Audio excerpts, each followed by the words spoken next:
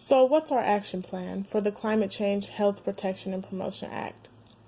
Well, the components of this plan include identifying and prioritizing communities and populations vulnerable to the health impacts of this climate change.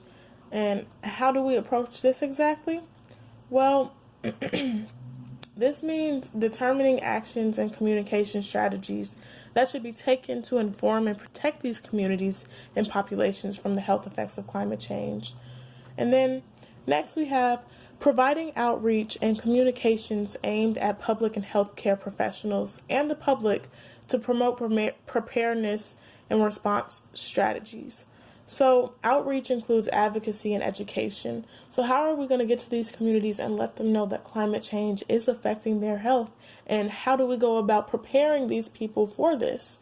So the next bullet point is going to kind of address the last bullet point.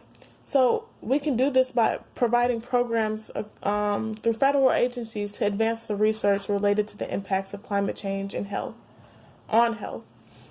This means providing programs that could protect these people from climate change and as well as educate the communities on what's going on around them and how their environment is affecting their health.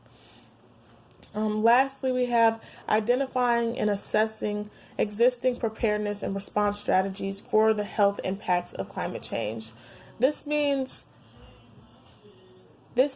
what do we already have in place for controlling these climate change, the health impacts of climate change. And now we have to reassess these programs and figure out what we can do to become more prepared to addressing the health impacts of climate change.